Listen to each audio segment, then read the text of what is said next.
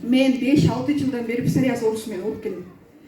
Псориаз оорусумен ооруп келем. Өзүм врачмын, бирок не могу излечиться ушул ооруданчы. Бул өтө баягындай бүт ичине кирип кеткен оору экен да, аутоиммунное заболевание деп коюп мунучу. Иммунитеттин өтө ылдый пастап кеткен да, ушул оору пайда болот экен да, псориаз. Бул тери оорусу болот. Мен ишенбейт элем, мен баягы уже мен гормональный мазьда жашап калдым да, азырчы Акриден ГК деген крем бар. Гормональная мазь. Ошол жанымда постоянно жүрөт. Ал жок болсо мага жашоо жок болуп калды да. Элдер ишенбейт, айтсамчы.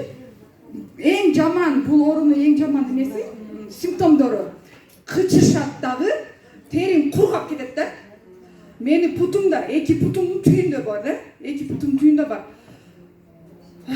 Ушул кычышып, анан баягы териси кургап баштаганда мен уже чыдабай калдым да. Шунчалык кычышат да баягы ооручу, эми баягы зуп башталганда совсем эч нерсе көзүмө көрүнбөй калат.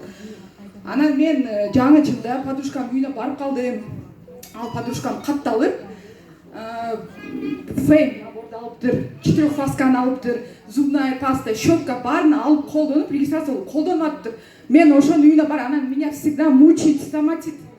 Менде канча жылдан бери стоматит болуп, көрсө ошо иммунитетим шунчалык түшүп кеткен экен деп, азыр мен ушул эмеге ишендим да. Мынаны ичкенден кийин, хемохимди ичкенден кийин мен ушул нерсеге ишендим. Өзүм врач болуп туруп ишенбей, бирок ичкенден кийин ишендим да, что иммунитетти көтөрөт экен.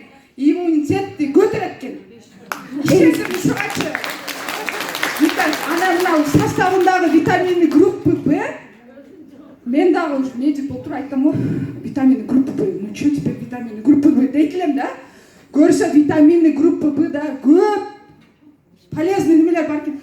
Баягы бүт эле нервный окончанияларыбызга ошо именно витаминный группа Б барыш керек экен да. Анан ошондо биз нервный системабызда жакшы болот экен, бардык организмибиздеги системалар нормасына келет экен деп ошого ишендим менчи. Азыр мен обострение периодунда турам, ушуну ичип 9 февралдан бери ичип баштадым. Обострение периодундамын азырчы. Бир жума мен жатып калдым десем болот. Бирок токтотпой ичип келатам. Уже жакшы жака кетип атам, уже улучшение. Короче, обострение малындагы симптомдорумду айтып берейин да, мен ишенбедим бирок. Мен ангина менен тоже несколько лет болела, ооругам, анан кийин гайморит болгон.